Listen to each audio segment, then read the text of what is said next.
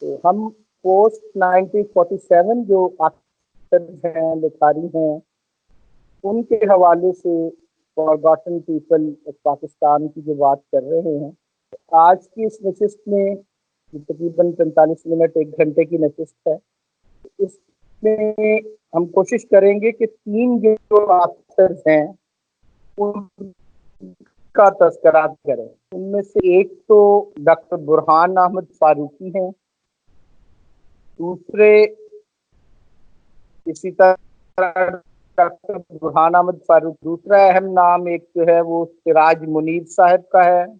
جی بالکل، ڈاکٹر برہان احمد فاروقی، اسی طرح سراج منیر صاحب اور ڈاکٹر رفیع الدین۔ ترتیب میں ہم بات کریں گے، پہلے برہان فاروقی صاحب پہ، پھر ڈاکٹر رفیع الدین صاحب پہ، اور پھر سراج منیر۔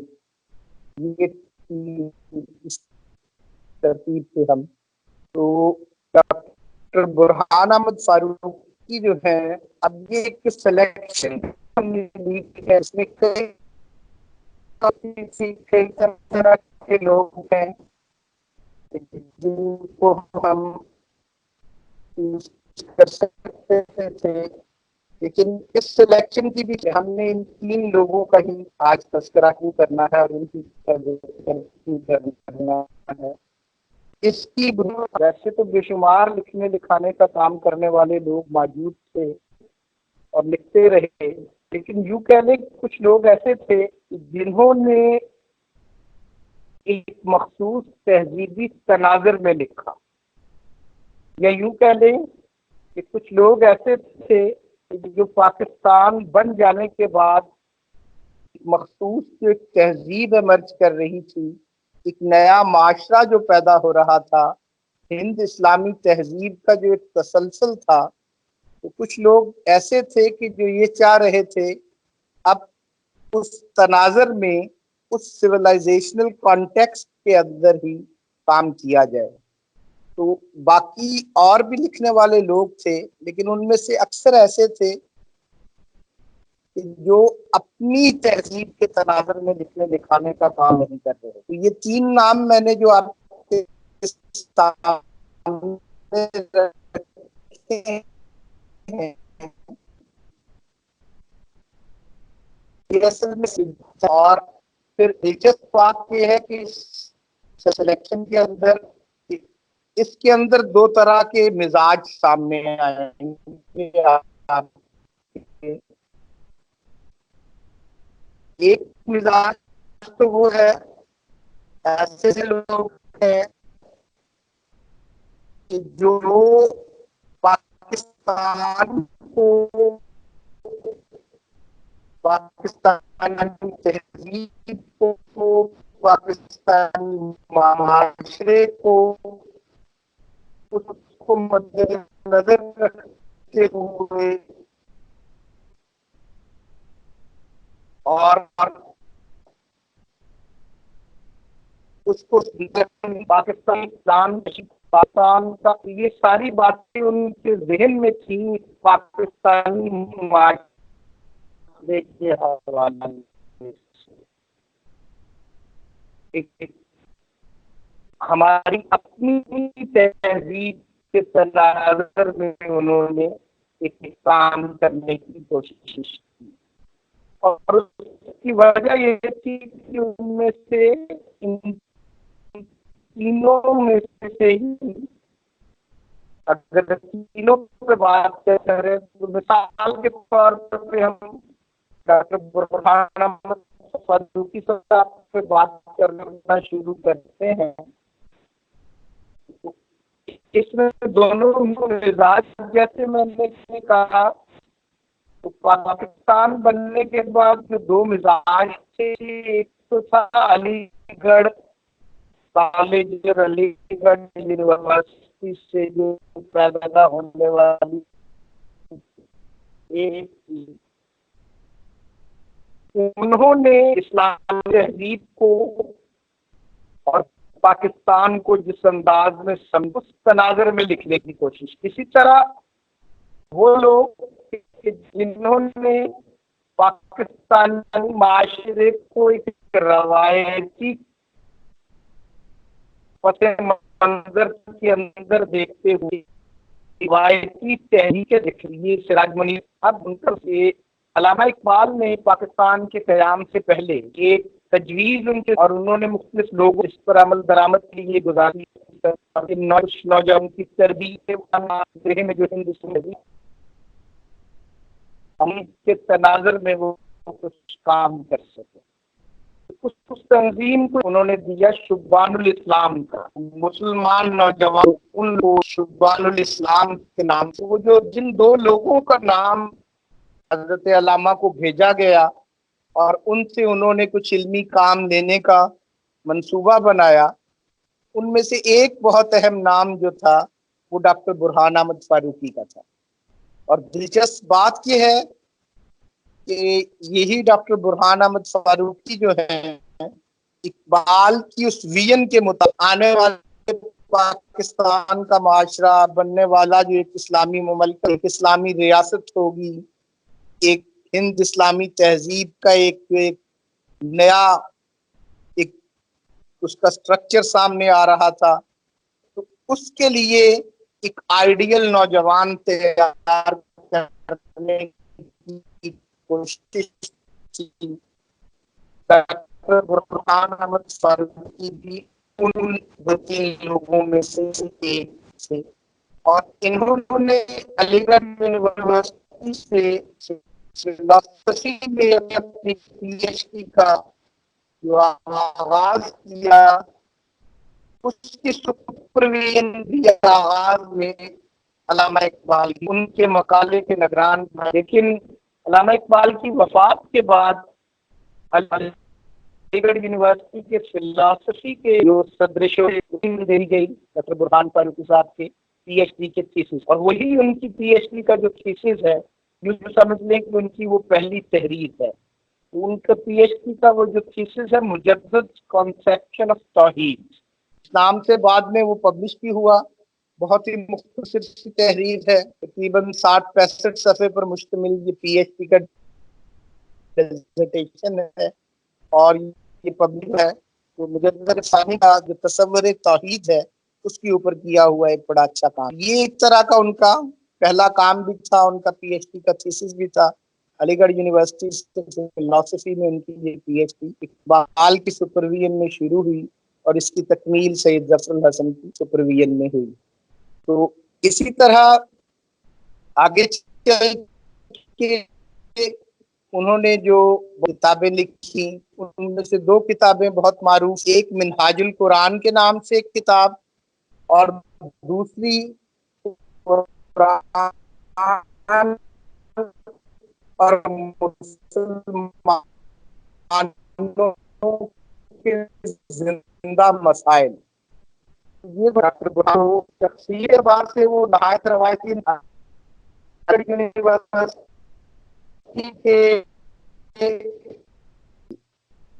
تو منہاج القرآن جو کتاب ڈاکٹر برہان فاروقی صاحب کی، اسی طرح ہاں اس سے ذرا بہتر ہو جائے گا اگر کیمرہ آف کر لیں تو. میں اس کو کوشش کرتا ہوں. یہ کیمرہ اب بہتر ہوگی آواز؟ جی ہاں جی ہاں جی. تو ڈاکٹر برہان فاروقی صاحب کی جو دو کتابیں ہیں، ایک منہاج القرآن اور ایک قرآن اور مسلمانوں کے زندہ مسائل، تو ان دونوں کتابوں کے اندر انہوں نے یوں کہہ لیں کہ اسلام کی ایک مخصوص تعبیر جو ہے وہ بیان کرنے کی کوشش کی ہے، اور اسی طرح پاکستان کو درپیش جو مسائل ہیں اس کے حوالے سے بھی یوں کہہ لیں کہ اسلام کی جس تعبیر پہ وہ بات کر رہے ہیں اس میں، تو یہ علی گڑھ یونیورسٹی کے پرسپیکٹو میں تیار ہوا ایک نوجوان آگے چل کے جب اسکالر بن رہا ہے، ان کتابوں پہ ایک مختصر سی بات کرنے سے پہلے ان کے مزاج کا ایک میں واقعہ آپ کو بیان کر دوں کہ لاہور میں کسی دور میں قرآن آڈیٹوریم میں محاضرات قرآنی کے نام سے کچھ محافل ہوتی رہیں 80s کے اندر، 90s کے بگننگ کے اندر. تو ان میں سے ایک محفل میں ڈاکٹر برہان فاروقی صاحب کو صدر مجلس کے طور پر، مہمان خصوصی کے طور پر، اور انہوں نے چیئر کرنا تھا وہ سیشن، ان کو انوائٹ کیا گیا. تو وہ جب وہاں پہنچے تو کافی رش تھا ہال کے اندر، تو وہ خاموشی سے آ کے نیچے چیئرز پہ لوگ موجود تھے، تو آگے کارپٹ جو خالی پڑا تھا وہاں پہ بھی بے شمار لوگ بیٹھے تھے، تو وہ آ کے وہیں پہ کارپٹ پہ بیٹھ گئے، آ کے کافی دیر وہیں بیٹھے رہے. تو انتظامیہ کی دیر سے جب نظر پڑی تو پھر انہیں زبردستی وہاں سے اٹھا کے اس محفل کی صدارت کے لیے بٹھایا گیا. اس مزاج کے آدمی تھے، مجذوب سے آدمی تھے برہان فاروقی صاحب. ان کی یہ دونوں جو تحریریں ہیں اسلام کے حوالے سے اور پاکستان کے حوالے سے، اس میں ان کا جو بنیادی فوکس ہے ان تحریروں کے اندر منہاج القرآن اور قرآن اور مسلمانوں کے زندہ مسائل، ان کا موقف یہ ہے کہ اسلام کی، دین کی، ریلیجن کی اور علم کی ایک تو اس کی ماہیت ہوتی ہے، اور اسی طرح ایک دین کی غایت بھی ہوتی ہے، جو دین سے مقصود ہے. تو ماہیت کا علم اور چیز ہے اور علم کی غایت اور بات ہے ان کے خیال میں.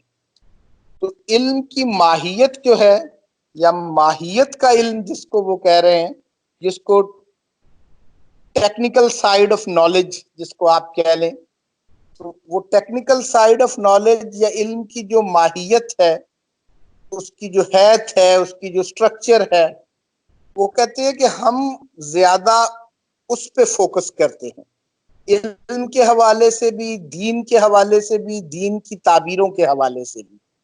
علم کی ماہیت کے حوالے سے میں ایک مثال دیتا ہوں. سورۃ فاتحہ کے اندر اہدنا الصراط المستقیم، ہدایت کی بات ہے، اے اللہ ہمیں سیدھا راستہ دکھا. تو ہدایت کا ایک مطلب تو یہ ہے کہ ایک سیٹ آف انسٹرکشنز، ایک پوری ڈیٹیل بتا دینا کہ ادھر سے یہ رستہ ہے، آگے یہ رستہ ہے. یہ ہدایات کا ایک جو مجموعہ ہے، سیٹ آف جو انسٹرکشنز ہے، تو یہ بھی ہدایت ہی ہوتا ہے. لیکن ہدایت کا ایک مفہوم یہ ہے کہ جس کو آپ یہ کہتے ہیں کہ ایجاد ایصال الی المطلوب، ایصال الی المقصود، کہ کسی کو اس کے مطلوب اور اس کے مقصود تک پہنچا دینا. یہ دین کی غایت ہے، یہ علم کی غایت ہے کہ صرف رستہ بتا دینا کافی نہیں، انگلی سے پکڑ کر وہاں پہ پہنچا دینا. تو ہدایت کے اندر بھی یہ ایصال الی المطلوب کے میننگ موجود ہیں. اسی طرح ان کے خیال میں پورے کے پورے دین کو اور پورے کے پورے علم کے معاملات کو اسی تناظر میں دیکھنا چاہیے کہ اس کی غایت کے حوالے سے دیکھنا زیادہ ضروری ہے، محض صرف اس کی ماہیت کے حوالے سے، صرف اس کی ٹیکنیکل سائیڈ کو دیکھنے کی بجائے. اسی طرح انہوں نے ایک اور بڑی خوبصورت بات اپنی ان کتابوں میں، جو وہ فارمز آف کانشیسنیس پہ ان کا جو کام ہے، ان فارمز آف کانشیسنیس کی جو بات کی ہے، اس کو اگر ہم دیکھیں تو وہ فارمز آف کانشیسنیس جو ہے ان پہ ان کا ٹھیک ہو گیا. میں کے اندر بھی دونوں کتابوں کے اندر ایک فارمز آف کانشیسنیس پہ بات کی ہے کہ انسان کی تربیت اور انسان کی ڈیولپمنٹ، ہیومن ڈیولپمنٹ کے اندر بھی جو انسان کی شخصیت کے سارے پہلو ہیں، ان سب کی تربیت کا خیال رکھنا چاہیے. اور ان فارمز آف کانشیسنیس کے حوالے سے، شعور کی ان صورتوں کے حوالے سے وہ جو بات کرتے ہیں کہ اس کے اندر مذہبی شعور، اخلاقی شعور، جمالیاتی شعور اور اسی طرح علمی شعور، اسپیکولیٹو کانشیسنس.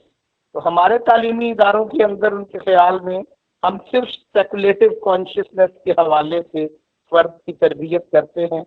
اس کے علمی شعور سے ہٹ کے ہم اس کے اخلاقی شعور، اس کے جمالیاتی شعور اور اس کے مذہبی شعور پر توجہ نہیں دیتے. تو یہ ایک مختصر سا تعارف سمجھ لیں ان کی کتابوں کا. تو آپ کی 3 کتابیں جب دیکھیں گے تو ڈیٹیل میں. اسی طرح آپ دوسرے آتھر کی طرف میں آتا ہوں مختصر، کیونکہ ہمارے پاس ٹائم آلموسٹ 15 سے 20 منٹ ہیں ایک آتھر کے لیے. تو دوسرے آتھر ڈاکٹر رفیع الدین جن کا میں ذکر کر رہا ہوں، جس طرح اقبال کے ساتھ ایک تعلق سپرویژن کا قائم ہوا اور ان کی تجویز پہ شبان الاسلام ایک بنی ڈاکٹر برہان فاروقی صاحب کا، اسی طرح ڈاکٹر رفیع الدین جن کا میں تذکرہ کرنے جا رہا ہوں، تو ان کا ڈاکٹر رفیع الدین جموں میں ان کی پیدائش ہے، غالباً کشمیر کے اندر، اور کشمیر کے اندر ہی ان کی تعلیم بھی ابتدائی وہیں سے ہے. بعد میں یہ وہیں پہ جموں کے اندر ہی کالج کے اندر بھی پڑھاتے رہے. پھر بعد میں میرپور میں بھی، کشمیر میں مختلف جگہوں پہ یہ تعلیم و تعلم کا جو سلسلہ انہوں نے جاری رکھا. وہاں پہ کالج کے پرنسپل بھی بنے بعد میں. تو انہوں نے ایک بڑا معروف کام کیا آئیڈیالوجی آف فیوچر کے نام سے، جو ان کی ایک بہت اہم تحریر ہے. تو یہ تحریر انہوں نے ویسے تو 1946 میں تقریباً مکمل کر کے پبلش کی، لیکن اس تحریر کے اوپر انہیں 1949 میں پی ایچ ڈی کی ڈگری پنجاب یونیورسٹی کی طرف سے ایوارڈ کی گئی. اور اس کی بھی ایکسٹرنل ایگزامینر میں سید ظفر الحسن علی گڑھ کے ہی فلاسفی کے جو ہیڈ آف ڈپارٹمنٹ تھے وہ شامل تھے ان کے سپرویژن کے اندر. اسی طرح باہر سے بھی ایک تو اور ایکسٹرنل بھی شامل تھے، اور ایک بڑے معروف انڈین فلاسفر بھی جو بعد میں ہندوستان کے، انڈیا کے، بھارت کے صدر بھی رہے، تو وہ بھی ان کی سپرویژن فلاسفی ڈپارٹمنٹ کی طرف سے اس کتاب کے ایگزامینر کے طور پر وہ بھی مقرر ہوئے. تو یہ جو آئیڈیالوجی آف فیوچر ان کا کام ہے، یہ ان کا بھی اقبال کے ساتھ خط و کتابت ان کی رہی. کشمیر سے بلکہ کچھ ڈاکیومنٹس کشمیر کے ریاست کی آزادی کے حوالے سے اور اس قسم کی جو تحریک چل رہی تھی حتیٰ کہ قیام پاکستان سے پہلے، اور اقبال کو بھی کشمیریوں کی آزادی سے بہت دلچسپی تھی، تو علامہ اقبال نے خط کے ذریعے ان سے کچھ بہت اہم جو ڈاکیومنٹس تھے، وہ دستاویزات تھیں، وہ انہوں نے منگوانے کی ایک چٹھی، ایک خط انہیں لکھا کہ وہ مجھے بھجوائیں. اقبال کی خط و کتابت ڈاکٹر رفیع الدین سے بھی رہی. خود بھی بعد کی زندگی میں یہ اقبال کے بھی بہت معروف شارح اور ان کی کتابوں کی تشریح اس حوالے سے بھی بڑے معروف ہوئے ڈاکٹر رفیع الدین. ان کا یہ جو آئیڈیالوجی آف فیوچر ہے، ان کا یہ کام بنیادی طور پر یوں کہہ لیں کہ اس دور میں جو مغربی نظریات اور جو ویسٹرن تھیریز بہت زیادہ پاپولر تھیں، جیسے ڈارون کا نظریہ ارتقاء بہت معروف تھا. اسی طرح ڈارون کے نظریہ ارتقاء کے علاوہ سائیکالوجی کے اندر فرائیڈ اور ایڈلر وغیرہ جو اس قسم کے لوگ تھے، تو ان کے جو نظریات بڑے پاپولر ہو رہے تھے اس دور میں، تو انہوں نے ان مغربی نظریات کو ایک ریسپانس کے طور پر یہ تحریر لکھی تھی، جس کو آئیڈیالوجی آف فیوچر کہا گیا. بعد میں یہی کتاب یوں کہہ لیں کہ ان سائنٹیفک ریفرنسز کے بغیر اور ان حوالوں کو نکال کے ایک سادہ تحریر کے طور پر ایک مسلمانوں کے لیے اور پاکستانی لوگوں کے لیے ایک آسان الفاظ میں ایک تحریر میں منتقل انہوں نے کی، اور اس کو مینیفیسٹو آف اسلام کا نام دیا. ایک اور مختصر کتاب اسی آئیڈیالوجی آف فیوچر کی ایک مختصر یوں کہہ لیں ایک صورت جو تھی، اس کا ایک اختصار جو تھا، اس کو مینیفیسٹو آف اسلام کے نام سے یہ تحریر بھی انہوں نے لکھی. کیونکہ اس دور کے اندر کمیونسٹ مینیفیسٹو یہ بہت معروف ہوا تھا، انہوں نے یہ ایک رسپانس مینیفیسٹو آف اسلام کے نام سے بھی ایک مینیفیسٹو یہ دیا. تو یہ ڈارون، ہیگل، ایڈلر اور فرائڈ ان لوگوں کے نظریات کا ایک رسپانس تھا، اور 1949 میں ان کو ایک پی ایچ ڈی کی ڈگری بھی ان کی اس کام پہ دی گئی. آغاز میں ان کے اس کام پہ ایک اعتراض آیا کہ انہوں نے فلسفی میں ایم اے کیونکہ نہیں کیا ہوا تو کیا ان کو پی ایچ ڈی کی ڈگری دے دی جانی چاہیے. تو یونیورسٹی کے وائس چانسلر اس وقت کے جو تھے انہوں نے اس پہ پھر اصرار کیا کہ اس کا اہم کام ہے اور ایکسٹرنل بھی اپروو کر رہے ہیں، تو اس پہ اس کے علاوہ ان کی بشار تحریریں پاکستان کے قیام، مزید تحریریں انہوں نے لکھی.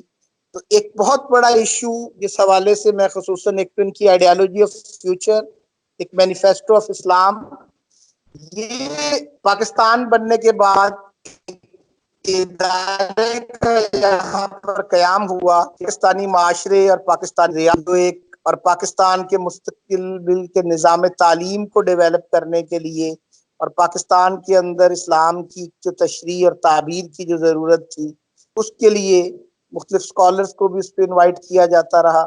علامہ اسد لیوپرڈزز جو تھے ان کو بھی پاکستان بلایا گیا اور ایک ادارے کا قیام عمل میں آیا، کراچی میں اس کا آغاز ہوا. تو اس میں ایک ریسرچ اسکالر کے طور پر انہوں نے علامہ اسد کے ساتھ اس وقت کام کیا. بعد میں یہ اقبال اکیڈمی پاکستان کا قیام عمل میں آیا، اس کا آغاز بھی کیونکہ اس وقت کراچی جو دارالحکومت تھا، دارالخلافہ تھا پاکستان کا، تو وہاں پہ اقبال اکیڈمی جب قائم ہوئی تو یہ اقبال اکیڈمی کے پہلے ڈائریکٹر بھی ڈاکٹر یہ اس وقت مقرر ہوئے اقبال اکیڈمی کے. بعد میں ادھر سے جب ریٹائرمنٹ ان کی ہوئی تو اس کے بعد ادارہ ثقافت اسلامیہ کا ڈائریکٹر اعزاز حاصل ہے، اور 1969 میں ان کی ایک رکشے کے ایکسیڈنٹ میں ان کا وصال ہوا. ان کا جو کام تھا وہ یوں سمجھ لے پچھلی صدی کے اندر پاکستان بننے کے بعد اور اس سے فوراً پہلے مغرب کے اندر جو نظریات بہت پاپولر تھے اور ان کے اثرات ہمارے معاشرے پہ بھی آ رہے تھے، ان کا ایک اور بہت اہم ان کی جو تحریر تھی کہ آج بھی ایک بہت بڑا مسئلہ، اور ہماری پاکستان کی یونیورسٹیز میں پچھلے 10-15 سال میں اور میکسیمم 20 سال کے عرصے سے یہ کچھ چیزیں پاپولر ہوئیں، اس سے پہلے اس کا ٹرینڈ نہیں تھا. وہ یہ تھا کہ ہماری ریسرچ کے حوالے سے ریسرچ میتھڈالوجی، کہ ہمارا تحقیق کی جو منہج ہے، ریسرچ میتھڈز جو ہمارے ہیں، پہلے ریسرچ کرتے وقت کسی خاص منہج تحقیق کو مد نظر رکھنے کا بہت زیادہ ٹرینڈ نہیں تھا ہماری یونیورسٹی کے اسکالرس کے ہاں. لیکن پچھلے 20 سال سے ہماری یونیورسٹیز میں یہ بہت زیادہ پاپولر ہوا کہ تحقیق کی جو ایک میتھڈالوجی ہے اس کے اوپر بہت فوکس ہے. ریسرچ میتھڈز پہ بے شمار ورکشاپس بھی ہونے لگ گئی ہیں.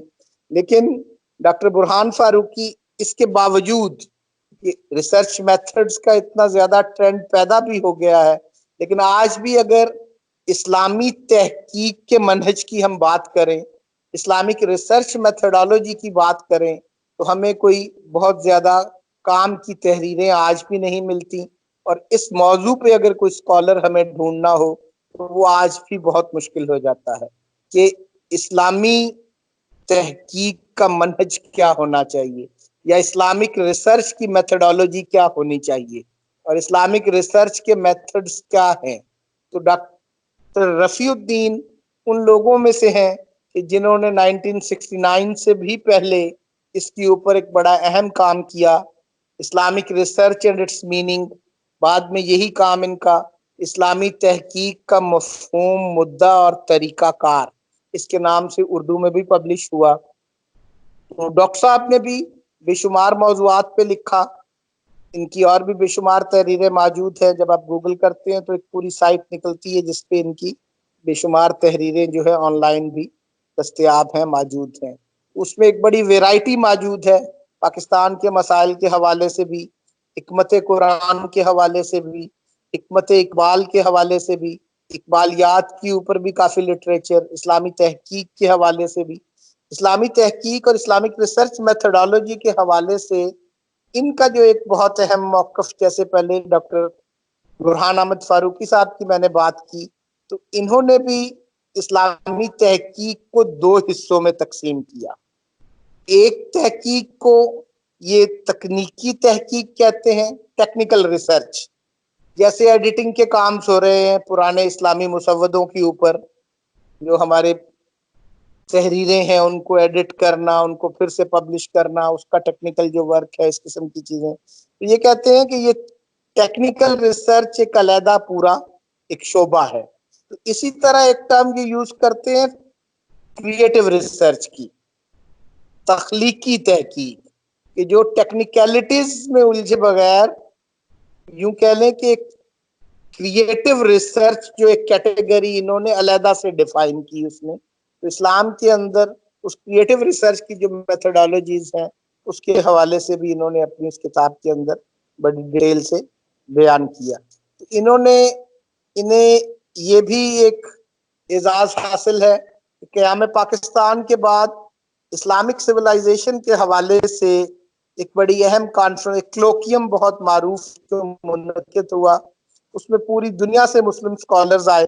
اس قسم کا ایک ماحول تھا جو ہماری نظر میں آج نہیں، کہ اس پاکستانی معاشرے کو، پاکستان کو اور اسلامی تہذیب کو، تو ہم اس پاکستان کی ڈیولپمنٹ اور یہاں پر علوم کی ڈیولپمنٹ، یہاں پر تعلیم کے نظام کی ڈیولپمنٹ، یہ ساری چیزیں ایک اسلامی تہذیب کے یا ہماری اپنی تہذیب کے تناظر میں کرنا چاہ رہے تھے. اور کئی سال ہم نے اس پہ ایفرٹس بھی کی.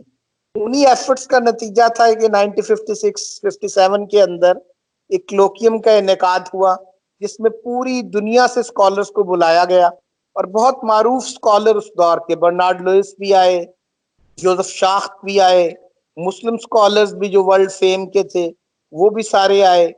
تو بے شمار اسکالرس کو اس قسم کی کانفرنس پہلے 1953 میں ایک جو یونائٹڈ اسٹیٹس کے اندر ہوئی تھی، تو اسی طرح کی کانفرنس کا انعقاد پاکستان میں کیا گیا، اور ڈاکٹر رفیع الدین کو بھی اس میں شمولیت کا اعزاز حاصل ہوا.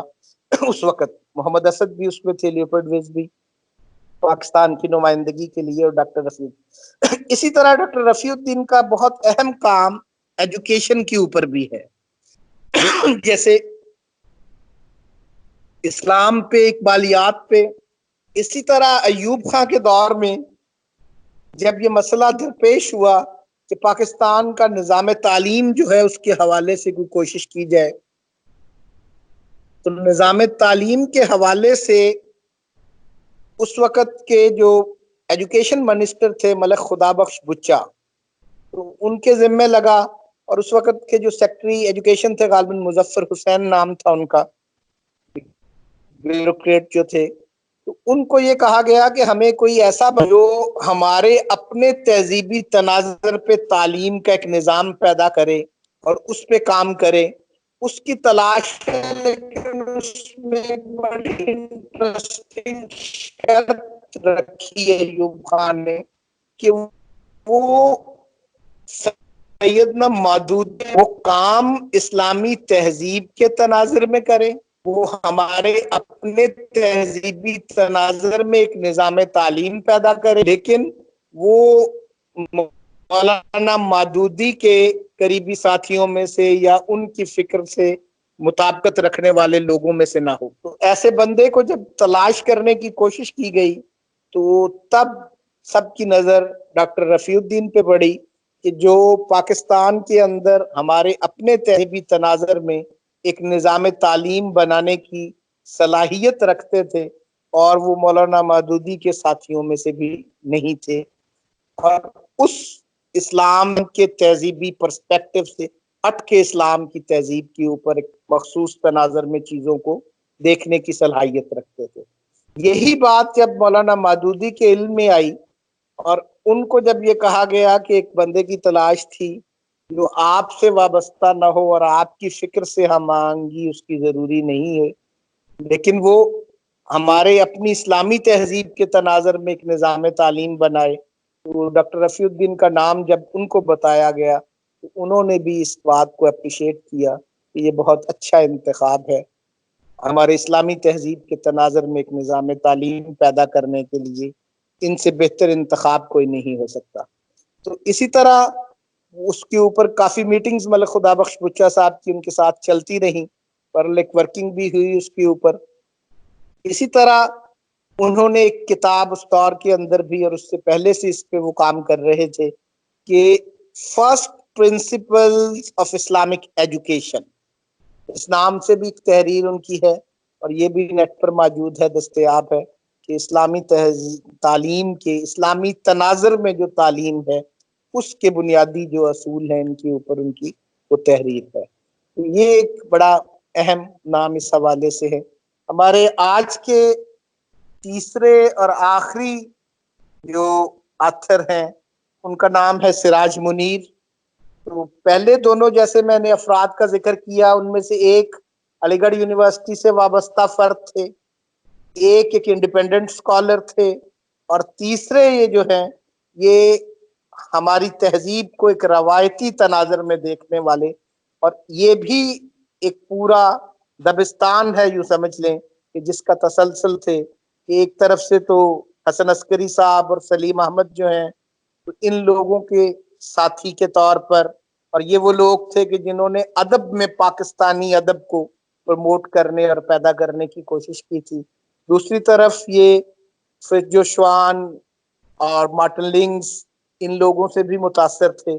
تو اسلامی تہذیب کو اور اسلامی روایت کو اس تناظر میں کام کرنا، تو سراج منیر صاحب جو ہیں ان کے حوالے سے جو ایک تعارف ان کا مختصر کہہ لیں، ان کی سال پیدائش 1951 ہے اور وفات ان کی غالباً 1990 یا 1991 میں ہوئی، جوانی کے اندر ہی تقریباً 40 سال کی عمر سے کم ہی 39 سال میں ان کا وصال ہو گیا۔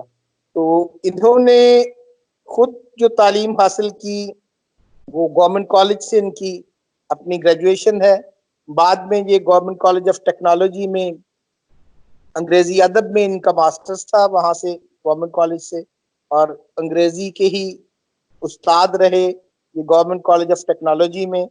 اسی طرح 1979 میں غالباً یہ سعودی ریویو کے شعبہ تحقیق سے وابستہ ہو گئے اور سعودیہ چلے گئے، سعودی عرب منتقل ہو گئے۔ وہاں پر مختلف ایڈورٹائزنگ کمپنیز کے اندر اشتہار نویسی، اسی طرح پبلشنگ کے کچھ منصوبے جو تھے ان پہ کام کرتے رہے، ان میں شامل ہوئے۔ پھر ان کی جب پاکستان واپسی ہوئی 1981 میں، واپس آ کر انہوں نے کالم نگاری بھی کی، اردو ڈائجسٹ کے لیے لکھنا شروع کیا، نوائے وقت کے لیے لکھنا شروع کیا، تو ان کے سینئر سب ایڈیٹر بھی نوائے وقت کے یہ رہے۔ اسی طرح 1984 کے اندر اسلامک پریس ایجنسی انگلینڈ کے ساتھ صحافی کے طور پر منسلک ہو گئے۔ اسی طرح اس ایجنسی کے جو منتھلی انگلش جرنل تھا عربیہ کے نام سے، اس کے ساتھ اس کے مشرق وسطیٰ کے جو ایک ایڈیٹر کے طور پہ کام کرتے رہے۔ تو انہوں نے سیاست کے اوپر، اسلامی ثقافت، اقتصادیات کے اوپر، ان موضوعات پر بھی یہ لکھتے رہے۔ 1984 کے اندر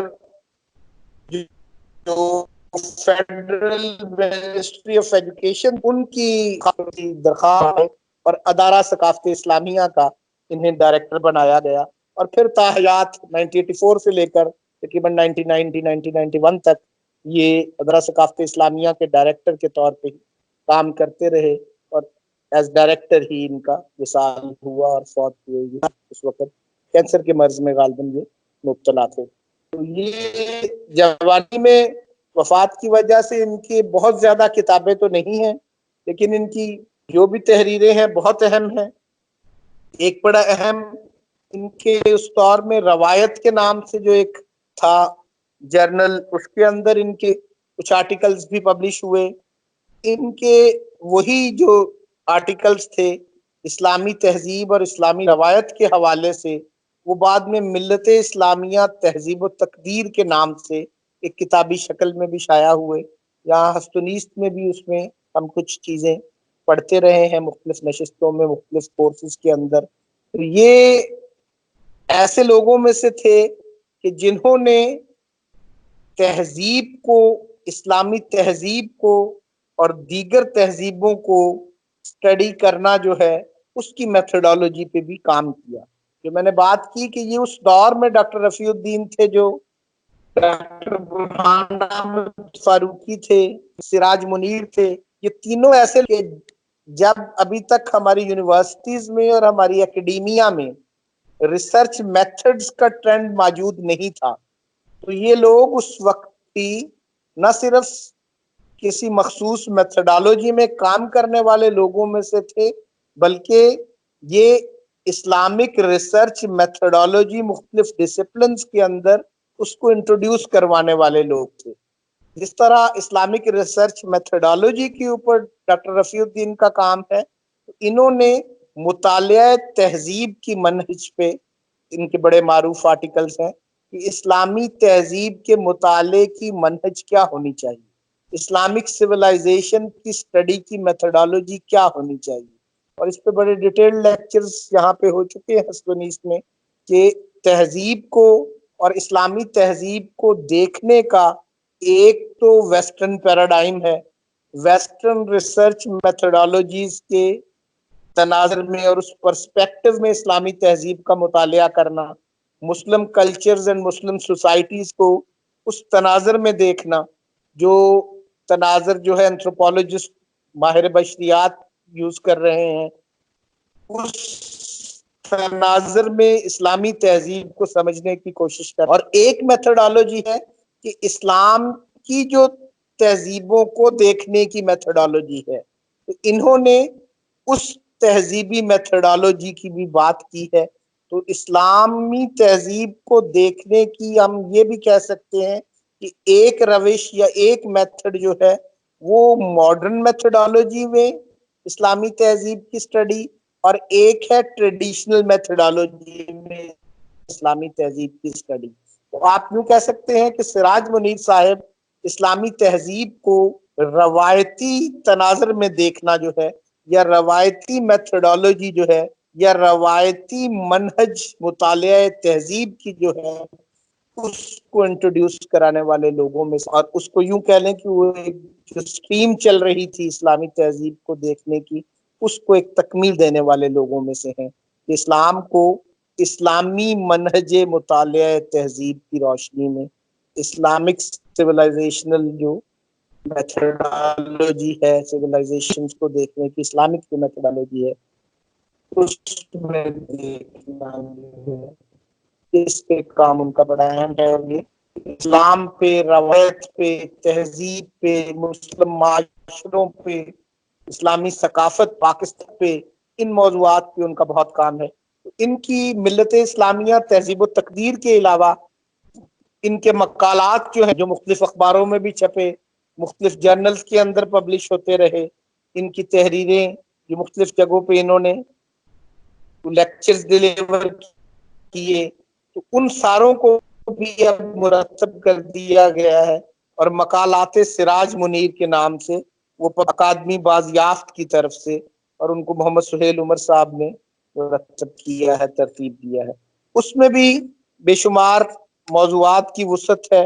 ایک تو ان مقالات کا حصہ وہی جو ہم جس کی بات کر رہے ہیں کہ یہ ملت اسلامیہ تہذیب و تقدیر، اس کے اندر جو مقالات تھے، اسلام اور ادیان سامیہ کا مزاج، وحدت اور کثرت کے اصول، روایتی اسلامی تہذیب میں فنون کا تصور، روایت اور ذہن جدید کی کشمکش، جدیدیت، مطالعہ تہذیب کے اصول، ایک تنقیدی فکر، ایک تنقیدی نظر، اسلامی تہذیب بنیادی مباحث، تاریخ اسلامی کے مطالعے کا مغربی منہاج، عہد جدید میں ملت اسلامیہ، مسائل اور امکانات، ارتقاء اور روایت، میں مغرب اور میری پناہ، مغرب کی طرف رخ، کشکول، علوم کی نظریاتی تدوین کا مسئلہ، امیر خسرو کی بازیافت، محمد حسن عسکری دینی روایت کا مفکر، تو منٹو ایک سرسری جائزہ. تو یوں کہہ لیں کہ ادب کے اوپر بے شمار ان کے تنقیدی مضامین موجود ہیں.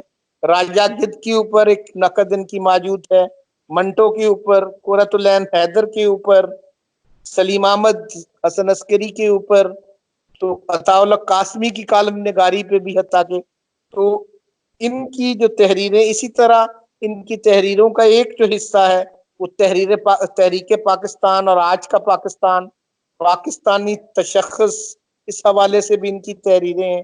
قائد اعظم کا سیاسی موقف اور تہذیبی روایت، تاریخ کی اہم ترین امانت، اردو زبان کا نفاذ اور قومی یکجہتی، تو کلیات میر کے اوپر، امیر خسرو کا علم موسیقی، اسی طرح پاکستان کیوں ٹوٹا ایک تجزیاتی مطالعہ، تو یہ فکر اقبال کے اوپر مطالعہ اقبال، یہ اس قسم کی ان کی بے شمار تحریریں ہیں.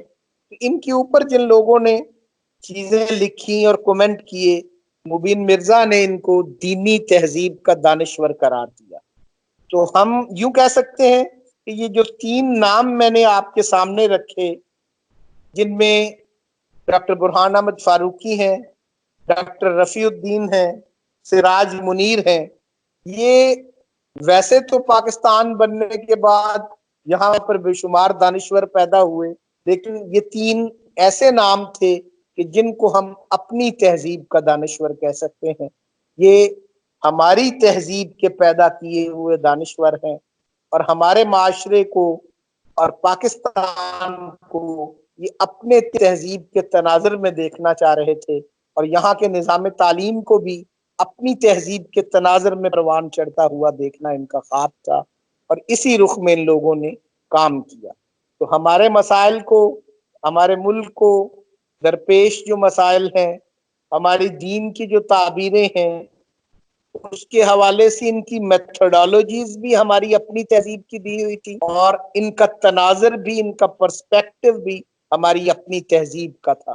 یہ ان لوگوں میں سے نہیں تھے جنہوں نے ہماری تہذیب کو کسی اور تہذیب کے دیے ہوئے پیراڈائم، میتھڈالوجی یا پرسپیکٹو میں اسٹڈی کیا ہو، بلکہ انہوں نے اپنے معاشرے کو، اپنی تہذیب کو اپنے تہذیبی تناظر میں دیکھنے کی کوشش کی، اور ان کی تحریریں بھی اسی بات کا ثبوت ہیں. یہ الگ بات ہے کہ ان میں سے ایک طرف علی گڑھ کی جو ایک روایت پیدا ہوئی، اس سے نکلنے والے لوگ بھی شامل ہیں، اور ہماری تہذیب کا اپنا جو ایک روایتی پرسپیکٹو ہے، اس سے بھی پیدا ہونے والے لوگ موجود ہیں. تو یہ تینوں جو لوگ تھے، یہ تینوں جو آتھرز تھے، ان کا مشترک بات یہی ہے کہ انہوں نے اپنی تہذیب کے تناظر میں کام کیا. اس حوالے سے اب کچھ سوالات آپ کے ذہن میں ہیں تو میرا خیال ہے ہم نے وقت کے اندر ہی شاید بات مکمل کی ہے. ذہن میں میرا آیا تھا شاید محمد حسن عسکری بھی ایک بہت دلچسپ شخصیت اس حوالے سے. تکمیل جو ہے وہ سراج منیر صاحب کی شکل میں ہو رہی ہے، تو ہم نے ایک ایگزامپل کے طور پہ ان کو سراج منیر صاحب کو لیا، یہ اسی اسکول آف تھاٹ کے نمائندہ صحیح شکل ہے. بات، بالکل صحیح. آپ کوئی اگر آن لائن سوال کرنا چاہتا ہو تو پلیز.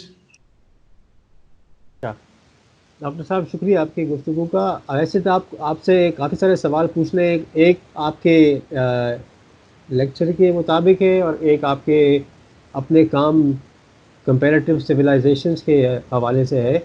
پہلے لیکچر کے میں بارے میں پوچھ لیتا ہوں، بعد میں اگر ٹائم ملے گا تو آپ کے کام کے بارے میں جاننا چاہوں گا. اور آپ نے ذکر کیا کہ یہ 60s اور 70s اور ایون 80s میں ہمارے پاس ایک ٹریڈیشن تھا انٹلیکچوئلس کا، پاکستانی ہوم گرون انٹلیکچوئلس کا، جنہوں نے نہ صرف ویسٹرن تھاٹ کو رسپونڈ کیا لیکن اپنے پرسپیکٹیوز کو بھی ایکسپریس کیا. آپ کے خیال میں آج کوئی ہے ارلی 21st سینچری میں جو ماڈرنٹی کو رسپونڈ کر رہا ہے پاکستان میں رہتے ہوئے یا پاکستانی سوچ کو مد نظر رکھتے ہوئے؟ اس دور میں بھی بے شمار ایسے لوگ ہیں کہ جو ایفرٹ کر رہے ہیں، لیکن اصل میں ہوتا یہی ہے معاملہ کہ جو لکھاری ہوتے ہیں ان کی تحریر جو ہے، جیسے سراج منیر صاحب ہے، 1991 میں ان کا 90 میں وصال ہو گیا، تو اب ان کی تحریریں جو ہیں پبلک کی نظر میں آنی جو ہے وہ 15-20 سال بعد شروع ہوئی. تو آج کے دور میں اس طرح لوگ ہیں کام کرنے والے. احمد جاوید صاحب ہیں، ان کا کام جو ہے وہ ماڈرنٹی کے اوپر ایک کرٹیک ان کی بھی موجود ہے، لیکن ابھی تحریری صورت کے اندر بہت زیادہ چیزیں پبلک میں نہیں آ پائیں. تو وہ ایک وقت لگے گا کہ 5-10 سال کے بعد وہ چیزیں ایمرج کریں گی اور ابھر کے سامنے آئیں گی. اسی طرح کچھ اور لوگ ہیں اس پرسپیکٹو کے اوپر ایجوکیشن کے حوالے سے، جیسے کہ ہمارے اپنے تہذیبی تناظر میں ایجوکیشن پہ کام کرنے کا جو ایک ٹرینڈ تھا، تو بے شمار لوگ اس حوالے سے پریکٹیکل موڈیلٹیز پہ بھی کام کرنے والے اب میدان میں آئے ہیں. اسی طرح ویسٹرن میتھڈالوجیز کے حوالے سے اور ویسٹرن جو تھیریز ہیں ان کے اوپر ایک رسپانس. کراچی کے اندر بھی جو انصاری صاحب کے جو ایک طالب علم ہیں تو جاوید اکبر انصاری صاحب، تو وہ لوگ بھی اس کے اوپر کچھ رسپانسز دے رہے ہیں. ویسٹ کے حوالے سے ان کی بھی ایک کریٹیک موجود ہے اور بڑا سائنٹیفک تھیریز کے اوپر بھی ان کی کریٹیک ہے. فلسافیکل ایشوز کے اوپر بھی ویسٹ کے جو ہے ان کے اوپر بھی وہ لکھنے لکھانے کا کام کر رہے ہیں. وہ لوگ ان کی ایک ایویلیویشن ہو سکتی ہے اس کے کام کی، لیکن بہرحال ایک روایت پیدا ہو رہی ہے. ان میں اہم نام جاوید اکبر انصاری صاحب ہیں، کیپٹلزم کے اوپر بھی ان کا کام ہے. اس طرح کے لوگ تو موجود ہیں آج بھی کچھ، لیکن ان کا کام اس طرح پوری طرح ابھی نکھر کے سامنے آیا نہیں عوام میں. جیسے ان کے کام پہ ہم کوئی 25-30 سال 40 سال بعد اب اس کو اس انداز میں دیکھ رہے ہیں اور ایویلویٹ کر رہے ہیں.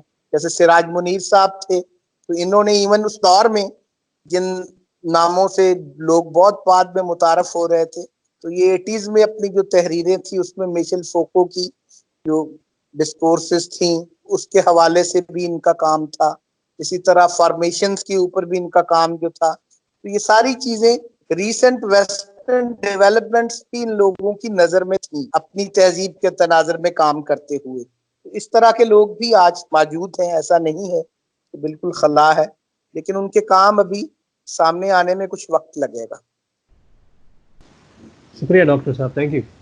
ظفر اسحاق انصاری صاحب اس حوالے سے کام کرتے رہے. ڈاکٹر محمود غازی صاحب کا کام اسی تناظر میں انہوں نے بھی کام کیا. تو ان لوگوں کے جو کام ہیں اس کے اوپر بھی نشست کسی وقت کریں گے. یہ وقت کی کمی کی وجہ سے 3 لوگوں کا بس انتخاب کیا ہے. ایسے اور لوگ ہیں جن کے ہم ذکر ہو سکتا ہے، اور کیونکہ یہ کام ایسے ہیں جیسے سراج منیر صاحب کا ہے، آج 15 منٹ میں ان کا ایک تعارف تھا. تو پہلے ہستون ایسٹ میں ہم ایک پورا ہفتہ ان کے ایک مقالے کے اوپر 5-7 صفحے کے بھی گفتگو کرتے رہے ہیں. اس قسم کی نشستیں بھی ہستون ایسٹ میں ہوتی رہی کہ ان کی اس western methodology for the study of civilization کے حوالے سے جو ایک تحریر 5-7 صفحوں کی، تو وہ 5-7 صفحے ہم نے 3 مہینے کے کورس ان پہ تو اتنا کام کرنے کی ضرورت ہے. تو آج بس یہ تھا کہ وقت 15 منٹ تھا، ہم نے کہا 3 سے زیادہ پہ نہ جائیں. شکریہ. آپ کے اسیسمنٹ کا واقعی بہت بہت ویلیوبل ہے یہ، خاص طور پہ میرے جیسے لوگوں کے لیے جو دور رہتے ہیں اور اتنے واقفیت نہیں رکھتے. تو بہت شکریہ اس کا، تھینک یو. اور میرے خیال سے کیونکہ ابھی تھوڑا سا ٹائم ہے ڈاکٹر صاحب، اگر آپ اپنے جو اسکول کا پروجیکٹ ہے اس پہ کچھ بتانا چاہیں گے کہ آپ یعنی ایجوکیشن پہ بیسکلی کام کر رہے ہیں اور آپ مین اسٹریم اکیڈیمیا آپ نے چھوڑ کے گاؤں میں بیٹھ گئے ہیں اور سماجی کام تو کر رہے ہیں، مگر جو یہ آپ ایجوکیشن میں کر رہے ہیں اس پہ بات کرنا چاہیں گے؟ اس پہ پچھلے سوال کا ایک حصہ بھی تھا، ویسے وہ انہوں نے کہا کہ آپ جو کر رہے ہیں اس کے حوالے سے بھی پوچھنا. تو کیا نام ہے ان کا جنہوں نے پہلا سوال کیا ابھی؟ علی صاحب. جی، علی صاحب کا جو سوال تھا ان کا ایک حصے کا تو جو جواب ہو گیا، دوسرا آپ نے اس کے ساتھ. تو وہ اس حوالے سے جو جیسے ہم نے کہا کہ یہ لوگ تینوں جن کا ذکر کیا، تو ان لوگوں کی ایک بڑی خواہش یہ تھی، اور بھی بے شمار لوگ اس حوالے سے کام کرنے والے موجود ہیں. ہستون ایسٹ بذات خود ایک ایسا پروجیکٹ ہے کہ جس کا یوں کہہ لیں کہ یہ ایک ایجوکیشن کا پروجیکٹ بھی ہے. ہمارے روایتی تناظر میں تعلیم جو ہے اس طرز کو اس نے ایک طرح کی بنیاد دی ہے. تو اسی بنیاد کے اوپر ہم بھی ایک کوشش میں کہ پرائمری لیول پہ جو ایجوکیشن ہے تو اس کو بھی اپنی تہذیب کے تناظر میں کرنے کی کوشش کرنی چاہیے.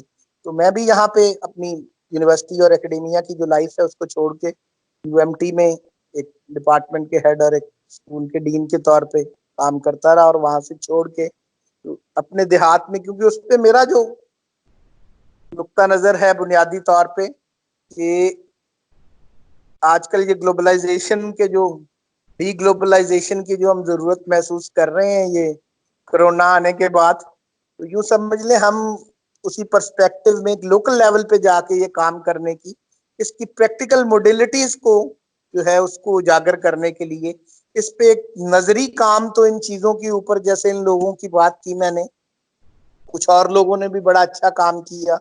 ہمارے اپنے تہذیب کے تناظر میں تعلیم کے نظریے پہ لوگوں نے لکھا بھی, تو اس پہ کچھ عملی مشکلات سامنے آتی ہیں کام کرتے وقت. اس کی پریکٹیکل موڈیلٹیز کو وضع کرنے کی بھی ضرورت ہے. نظری سطح پہ اور تھیوریٹک لیول پہ جو ٹیکسٹ اور پریکٹس میں جو ایک گیپ ہوتا ہے اس کو فل کرنے کی بھی کوشش ہونی چاہیے. اس حوالے سے مختلف لوگ جو ہیں وہ کچھ اداروں کی صورت میں بھی, کچھ ادارہ بنا کر بھی تو وہ کام کرنے کی کوشش کر رہے ہیں. ہمارے یہاں لاہور میں زاویہ کے نام سے شاہد رشید صاحب نے ایک کوشش شروع کی ہے پرائمری ایجوکیشن میں. ڈاکٹر محمد امین صاحب ہمارے ایک بزرگ جو تھے وہ یونیورسٹی میں ابھی کام کر رہے ہیں, وہ بھی تحریک اصلاح تعلیم کے نام سے بڑے عرصے سے اس پہ کام کر رہے ہیں. اور لوگوں نے ایجوکیشن کی انسٹیٹیوشنز میں بھی بنانے کی بھی کوشش کی. لیکن اس میں میرا جو بنیادی نقطہ نظر ہے وہ یہ کہ یہ جتنی بھی ماڈرن میتھڈالوجی ہے, یہ یوں کہہ لیں کہ ماڈرن پرسپیکٹو میں جو نظام تعلیم ہم بات کر رہے ہیں, جدید مغرب کے تناظر میں تعلیم کا جو ایک نظام ہم نے وضع کیا ہے, اس کا سب سے جو بنیادی نقطہ ہے وہ ادارہ سازی تھا. ہم انسٹیٹیوشنلائزیشن کا شکار ہو گئے, ہم ادارے ڈیولپ کرنے لگ گئے, جبکہ ضرورت یہ تھی کہ آپ یوں سمجھ لیں کہ ادارہ سازی سے بچ کر ایک تعلیم کا ماحول پیدا کرنا. ایک ایجوکیشنل سپیس کی ضرورت ہے, ایک ایجوکیشنل انسٹیٹیوشن کی نہیں. ہم جب چیزوں کو انسٹیٹیوشنلائز کر دیتے ہیں تو ادارہ سازی کے اندر جب مصروف ہو جاتے ہیں تو یوں سمجھ لیں کہ ہمارا اپنا تہذیبی تناظر وہاں سے ختم ہو جاتا. تو یہ یوں کہہ لیں کہ ہم ایک آرگنائزیشنل سٹرکچر کے اندر جب الجھ جاتے ہیں, میں اس کی ایک مثال دے کر سمجھانے کی کوشش کرتا ہوں کہ اب پرائمری ایجوکیشن میں دنیا میں سب سے اچھا اس وقت نظام جو ہے وہ فن لینڈ کا سمجھا جا رہا ہے. اسکینڈینیویا کے اندر کافی بہتر سمجھا جاتا ہے رینکنگ میں. ان کی اسٹڈی کر کے جب آپ لوگ دیکھیں تو بڑی ایک انٹرسٹنگ چیز آپ کے سامنے آئے گی کہ ان کا کوئی بھی پرائمری اسکول 200 کی اسٹرینتھ والا نہیں ہوتا. 197 سے زیادہ اسٹوڈنٹ کسی پرائمری اسکول اور کلاس کے اندر 17 سے زیادہ 19 سے زیادہ اسٹوڈنٹ 20 اسٹوڈنٹ کسی کلاس میں نہیں ہوں. تو یہ ایک چیز وہاں پر بھی موجود ہے. اس کی ایک اہمیت ہے. ہمارے ہاں یہاں پہ جو ٹرینڈ آ گیا ہے کہ ہمارے جو پرائمری ایجوکیشن کے بھی ادارے ہیں 6-6 ہزار تعداد اور اسٹرینتھ والے اسکول ہیں, وہ ایک مینجمنٹ یونٹ بن جاتے ہیں, ایک ایجوکیشنل انسٹیٹیوشن رہتے ہی نہیں. تو سب سے پہلی ضرورت تو اس بات کو کرنے کی ہے کہ ہم ایک مینجمنٹ یونٹ رن کرنے کی بجائے ایک تعلیم کا ماحول پیدا کرنے کی کوشش کریں. تو مینیجریل یونٹ اور ایجوکیشنل سپیس, ان دو میں ایک بنیادی جو فرق ہے, اس کی بڑی ڈیٹیل میں ایک یہاں پہ تعارف اور ڈسکشن پہلے ہم دے چکے ہیں کہ دو جو اثرات ہوئے جس کے رسپانس میں ہم یہ کام کر رہے ہیں اس وقت پرائمری ایجوکیشن کے حوالے سے, وہ دو فکروں میں اگر اس کو ہم کہہ دیں کہ ایک تو ماڈرن ایجوکیشن نے کیا پیدا کیا ہے, وہ اکثر ہم یہاں کہتے رہے ہست و نیست میں کہ اس نے ماس مین پیدا کیا ہے, اژدہامی آدمی پیدا کیا ہے, بے چہرہ انسان پیدا کیا ہے. اور اسی طرح کالونیل ایجوکیشن نے کیا پیدا کیا ہے, وہ میمک مین پیدا کیا ہے. مسخروں کا ایک جہان آباد کیا ہے. تو ہماری اب کوشش یہ ہے کہ ایک ایسی ایجوکیشنل اسپیس جو ہے خصوصاً پرائمری ایجوکیشن کے اندر کہ جہاں پہ ہم ماس مین اور ممک مین پیدا کرنے کی بجائے ہم اپنی تہذیب کا جو ایک فرد ہے اس کو پیدا کرنے کی کوشش کریں اور اس کو ایک آرگنائزیشنل یونٹ اور ایک مینجمنٹ یونٹ اور ایک ادارہ بنانے کی بجائے ایک یوں کہہ لیں کہ ایک ایجوکیشنل سپیس کے طور پہ ہی رن کرنے کی کوشش کریں. اور یہ ممکن کیسے ہے؟ جو ہماری میتھڈالوجی اس حوالے سے جب تک ہم استاد کو ٹیچر کو ری سینٹر نہیں کریں گے تب تک یہ ماحول پیدا نہیں ہوگا. کرنے سے جائے گی تو پھر وہ ایک مینجمنٹ باڈی نہیں رہ جائے گی. ہماری روایت کے اندر بھی ایسے ہی تھا کہ اجازت جو تھی، جو سند جو تھی وہ استاد دیتا. استاد کی اجازت ہوتی تھی کہ اس طالب علم نے مجھ سے یہ کتابیں پڑھنی ہیں، یہ علوم اور فنون سیکھ لیے ہیں اور اب یہ آگے سکھانے کے قابل ہو گیا ہے. اس بات کی اجازت ہوتی تھی، ایک اجازت ہوتی تھی، اسی کو سند اور اسی کو ڈگری کہا جاتا تھا. آج ہماری یونیورسٹیز میں ڈگریز بھی ہمیں مینجمنٹ کی طرف سے ایشو ہو رہی ہیں. تو استاد جو علم اور جو فن جانتا ہے وہ آگے منتقل کرے اور آگے سکھائے. یہ ایک ماحول پرائمری لیول پہ بھی اس کو ایکسپیریمنٹ کرنے ہم جا رہے ہیں اپنی ہماری تہذیبی روایت میں جو موجود تھا. اور وہ جو ہے وہ بہت زیادہ کوئی ادارہ جاتی شکل کے اندر نہ ہو. جس طرح میشل فوکو کی کرٹیک کی ہم بات کرتے ہیں پہلے بھی یہاں کہ برتھ آف کلینک سے پیدا ہونے والا جو ڈسپلنری انسٹیٹیوشنز کا ماحول ہے وہ پیدا نہ ہو. ہم ایک ایسی تعلیمی سپیس پیدا کرنے کی کوشش کرنا چاہ رہے ہیں جو ایک ڈسپلنری انسٹیٹیوشن نہ ہو، ہماری جیل، ہمارے ہسپتال اور ہمارے اسکول کی طرح. تو اس کی کنسٹرکشن آج کل ہو رہی ہے، اس ادارے کو، اسپیس کو، ایک بلڈنگ ہم اس پہ مصروف ہیں. تو کچھ مہینوں تک ہم انشاءاللہ پہلے ایک دو استادوں کے ساتھ ادھر پہ کام شروع کر دیں. بہت شکریہ ڈاکٹر صاحب. اور ابھی جیسے علی صاحب کہہ رہے ہیں کہ would love to help doctor صاحب in what way I can, تو ڈاکٹر صاحب کا ماڈل ایسا ہی ہے کہ ٹیچرز وہاں آ کے ٹائم گزارے رہیں، آتے جاتے رہیں، تو آپ ان میں سے آرام سے ہو سکتے ہیں.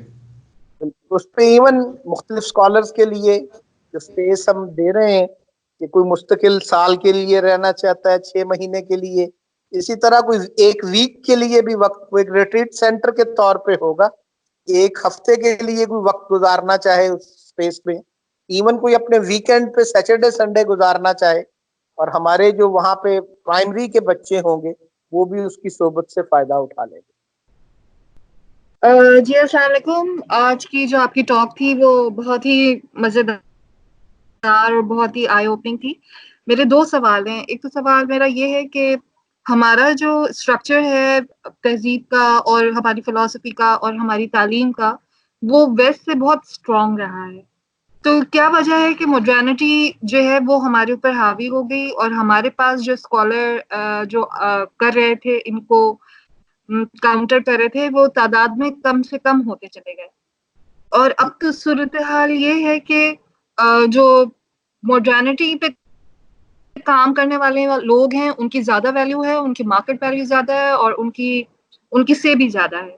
اور دوسرا میرا سوال یہ ہے کہ جو آپ نے یہ کہا کہ ہم ایک اسپیس کریٹ کریں ایجوکیشن میں اور اس میں مینجمنٹ کی طرف نہ جائے، تو میرا سوال یہ ہے کہ پھر آپ تعلیم کے نظام کو قائم کس طرح کریں گے؟ آپ نے فن لینڈ کی ایگزامپل دی تو میں فن لینڈ کے کانٹیکس میں بات کرتی ہوں کہ فن لینڈ کا ایک اپنا کریکولم ہے پورا، اور وہ جب کریکولم بناتے ہیں تو وہ اس کے ایک ایس ایل اوز بناتے ہیں، اسٹینڈرڈ لرننگ آبجیکٹیوز بناتے ہیں، پھر وہ اسکولس کو اختیار دیتے ہیں. تو یہ ایک مینجمنٹ کی فارم ہی ہو گئی. تو بغیر مطلب اگر مینجمنٹ کو کس حد تک کم کیا جائے کہ یہ نظام ایک نظام بن جائے. بہت شکریہ. 2 سوال ہیں اور دونوں ہی بڑے اہم ہیں اس میں. تو ایک تو پہلا جو سوال وہ بھی بہت اہم ہے کہ ایسا کیوں ہوا کہ ماڈرنٹی پریویل کیوں کر گئی ہمارے ہاں، اور ہماری اپنی تہذیب کے تناظر میں جو کام تھے وہ کیوں چھپ گئے اور وہ سامنے نہیں. اس کی دو بڑی وجوہات ہیں اور ان دونوں کے پیچھے بنیادی وجہ ایک ہی اور وہ ہے کالونیلزم. ہمارے ہاں ماڈرنٹی کسی کلچرل ایوولوشن سے نہیں آئی. ہمارے ہاں جدیدیت کسی کلچرل فینومینا کے ذریعے نہیں آئی. یہ امپوزڈ ہے. حکمران آئے, انہوں نے زبردستی ہمارے اوپر ماڈرنٹی کو امپوز کر دیا. ایسا نہیں ہوا کہ ہم ماڈرنٹی سے متاثر ہو کے رفتہ رفتہ دھیرے دھیرے مغرب میں یہ جو ایک شکل پیدا ہو رہی تھی ہندوستان والے اس سے متاثر ہوتے رہے اور اس کے نتیجے میں وہ ماڈرنائز ہو گیا ہندوستان اور اپنی ٹریڈیشنل لائف سے وہ ڈسکنیکشن ان کا پیدا. ایسا نہیں تھا, بلکہ یہاں پر انگریز حکمران جب آیا تو وہ بہت زیادہ انٹروینشنسٹ تھا. اس نے آ کر ہمارے پورے نظام تعلیم کو یکسر تبدیل کر دیا. ہمارا اپنے ماضی کے ساتھ تعلق جو تھا اس کو منقطع کر دیا. ہمیں اپنی زبان سے کاٹ دیا. اپنی زبانوں کے اندر ہم بہت زیادہ تعلیم یافتہ تھے, اس اعتبار سے ہمارے اوپر لازم کر دیا کہ اپنی زبان کو چھوڑ کر دوسری زبان میں جو شفٹ لیں گے ملازمتیں, جاب, روزگار صرف ان کو ملے گا. تو یہ میں ایک مختصر سا ایک اس کی بیک گراؤنڈ آپ کے سامنے رکھا ہے کہ ہمارے اوپر ماڈرنٹی کو امپوز کیا گیا, بائی فورس کیا گیا. ایسا نہیں تھا کہ ہم نے ماڈرنٹی کو خود سے اون کیا اور خود سے. یہ الگ بحث ہے کہ وہ امپوز کر دیے جانے کے بعد اندر سے جو رسپانسز پیدا ہوتے رہے وہ کتنے اسٹرانگ تھے اور اس کے اثرات کتنے اسٹرانگ ہیں. حقیقت تو یہی تھی کہ ہمارا ماضی, ہمارا حافظہ بھی ختم کیا گیا اور وہ ختم کیا گیا زبان کو بدل کے. ہمارے تعلیمی اس زبان کو بدلنے سے ہماری پوری تہذیب کے جو پڑھے لکھے تھے وہ نکالے کے منٹ کی یکدم ان پڑھ قرار پا گئے. وہ جو مہذب تھے وہ غیر مہذب قرار پا گئے. تو یہ ماڈرنٹی بائی فورس کالونیلزم کے ذریعے ہمارے اوپر امپوز ہوئی. تو امپوزڈ ہے اس وجہ سے اس کا یہ کوئی کمپیریزن ہے ہی نہیں کہ روایت اور ماڈرنٹی کے دو پیٹرن چل رہے تھے اور ان میں سے ایک پریویل کیوں کر گیا. تو یہ پریویل نہیں کی, اس کو امپوز کر دیا گیا طاقت سے, پولیٹیکل فورس سے اور ان چیزوں سے. قانون کی اور تعلیم کی ان نظاموں کو صرف یہ نہیں کیا گیا کہ ایک نظام تعلیم ہم ماڈرن انٹروڈیوس کروا رہے ہیں اور آپ کو ٹریڈیشنل نظام تعلیم جاری رکھنے کی پوری طرح اجازت ہے تو دیکھتے ہیں ان میں سے کون پریویل کرتا ہے. یہ کیا گیا کہ ٹریڈیشنل نظام تعلیم کو یکسر ختم کیا جائے اور صرف ماڈرن ایجوکیشن سسٹم ہوگا اور پورے ہندوستان کے اندر ایک ڈائریکٹوریٹ آف پبلک انسٹرکشن بنا کے ہر جگہ اس کی مینجمنٹ کا ایک نظام چلے.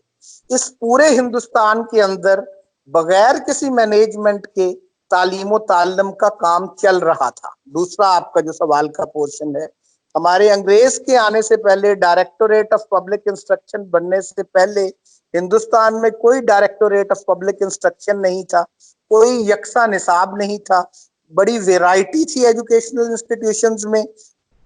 ہر صوبے کے اندر, ہر ضلع کے اندر, ہر ایریا کے اندر مختلف طرز کے نصاب چل رہے تھے اور اس کے اندر مختلف صوبوں کے اندر, مختلف علاقوں کے اندر ہندوستان میں مختلف میڈیمز کے اندر میڈیم آف انسٹرکشن بھی مختلف تھا مختلف جگہوں کے اوپر.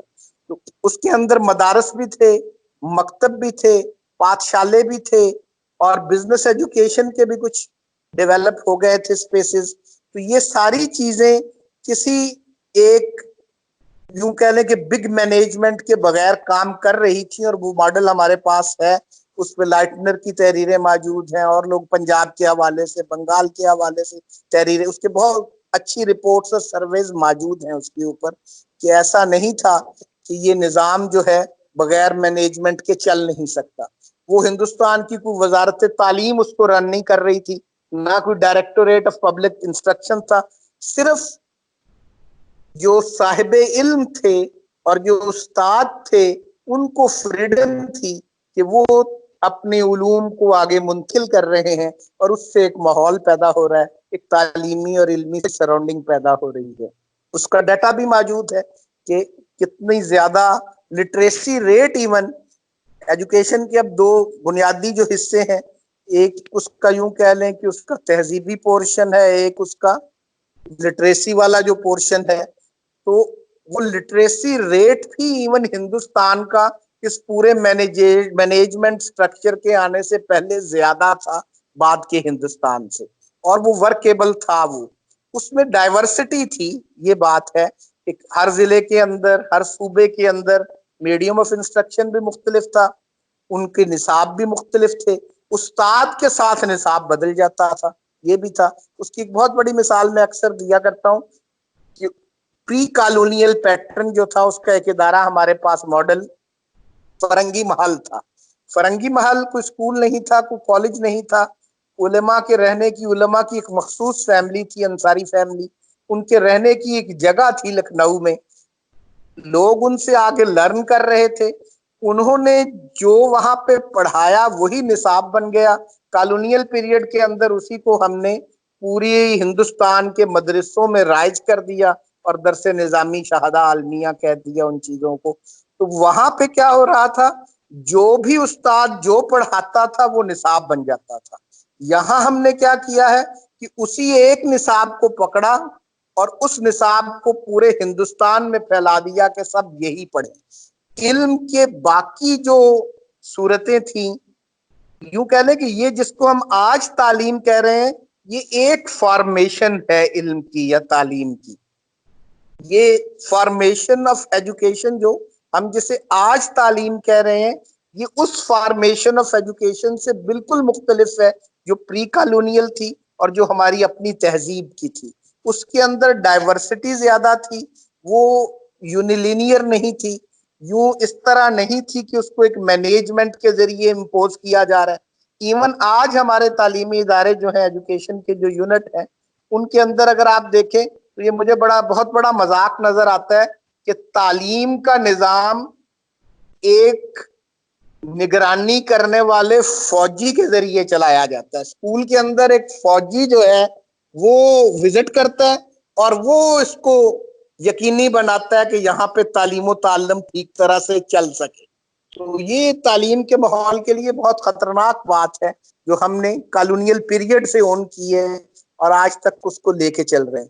تعلیم کے نظام میں ایک ہی بنیادی نقطہ ہے کہ علم والوں نے اپنے علم کو آگے منتقل کرنا ہے.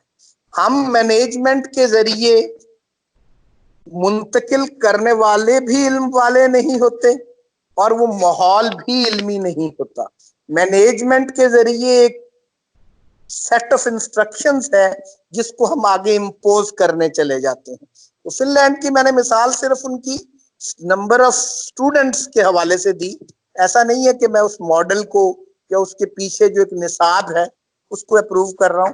اس کا پرپس یہ تھا کہ جیسے ماڈل ہم دالان پہ جس پہ کام کر رہے ہیں، یہ ایک گاؤں کے لیے بنایا جانے والا ماڈل ہے. ہندوستان کا جو اپنا جو ایک جیو اسٹرکچر تھی جس کو آپ سمجھ لیں تو یہ یوں کہہ لیں کہ ولیج ریپبلکس تھی ہندوستان کے اندر. تو جیسے یورپ کے اندر جب رینیسانس جس کو ہم کہہ رہے ہیں وہ اٹلی کی سٹی سٹیٹ سے پیدا ہوا. میرا اپنا اندازہ اور اپنی اسیسمنٹ یہ ہے کہ ہندوستان میں ولیج ریپبلکس کا جو ایک نظام پیدا ہو چکا تھا، ہر گاؤں اپنے اندر پوری ایک ریپبلک تھی. اس کے اندر آرٹیزنز موجود تھے، اس کے اندر فنکار موجود تھے، اس کے اندر فن اور علم کی منتقلی کا نسل در نسل چلنے والا ایک نظام تھا. وہ جو برپا ہو چکا تھا اس سے یقیناً ہندوستان کی اپنی ایک اور طرح کی اپنی رینیسانس یہاں پہ پیدا ہونی تھی. یہاں پر علوم کا احیاء ایک اور طرح سے ہونا تھا اگر کالونیل انٹرونشن نہ ہو جاتی. تو بالکل جیسے اٹلی کی سٹی سٹیٹ سے ایک ماحول پیدا ہوا، ہماری ولیج ریپبلک، ہم اس ولیج ریپبلک کے ماڈل کو ریوائیو کرنے کی کوشش کرنا چاہ رہے ہیں کہ ایک دالان کا یونٹ وہ ایک ولیج کے لیے بچے کو یہاں سے ٹریول کر کے کہیں جا کے پڑھنا نہ پڑے، اپنے ہی گاؤں میں اپنی ہی سراؤنڈنگ میں اور صرف گاؤں کے اتنے بچوں کو ہی وہ کیٹر کرے گا. ہم ایک بڑے مینیجیریل ماڈل کے اوپر نہیں جائیں گے. اور آج یہ جو یکساں نظام تعلیم کا ایک بہت بڑا ٹرینڈ چل رہا ہے اور اس کے اوپر بڑی ڈیبیٹس ہو رہی ہیں اور اس کو رائج کرنا ہماری موجودہ حکومت نے بھی اور ہماری مذہبی جماعتوں نے بھی، جماعت اسلامی وغیرہ نے بھی اس کو اپنا بنیادی نقطہ اسی کو کہہ رہے ہیں کہ یکساں نظام تعلیم. تو اس میں بھی بڑے مسائل ہیں اس حوالے سے کہ ہم ڈائیورسٹی کو کیوں ختم کرنا چاہ رہے ہیں. اگر ایسا ہو جائے جیسے ہندوستان میں تھا پری کالونیل پیریڈ میں کہ ہر ضلع میں اپنی طرح کا نظام تعلیم چل رہا ہے, ہر صوبے میں ایک ڈائیورس ایجوکیشن پیٹرن پیدا ہو رہا ہے, ہر قسم کے اصحاب علم موجود ہیں اور ہر علم والے کی اپنی صحبت میں بے شمار شاگرد تیار ہو رہے ہیں, تو اس سے بے شمار طرح کی علوم بچ جائیں گے جو ایک یکساں نظام تعلیم سے ہم ضائع کر دیتے ہیں. یکساں نظام تعلیم سے اور مینجمنٹ کے ماڈل سے تعلیم کو فروغ دینے سے جو سب سے بڑا نقصان ہوتا ہے کہ وہ ایجوکیشن کی جو اور بے شمار فارمیشنز ہوتی ہیں ان کو ہم ضائع کر بیٹھتے ہیں.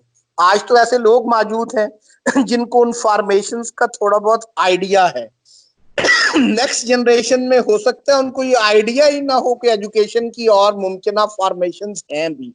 ہم آہستہ آہستہ اس بات سے دور ہوتے چلے جائیں کہ ہم یہی سمجھیں کہ تعلیم کی ہمیشہ سے ایک ہی فارمیشن تھی اور وہ یہی جدید مغربی جو تعلیم کا ایک بلکہ کالونین پیٹرن جو ہمارے ہاں یہاں پہ مروج ہوا, اس سے ہٹ کر تعلیم کی کوئی فارمیشن ہی نہیں.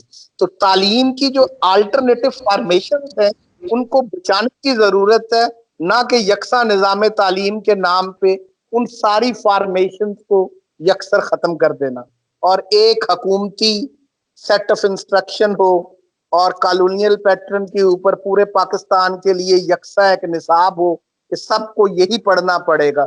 یہ کوئی آئیڈیل سٹیٹ نہیں ہوگی, یہ بڑی کرٹیکل سچویشن ہوگی کہ پورا پاکستان جو ہے وہ ایک ہی طرح کی تعلیم حاصل کر رہا ہے.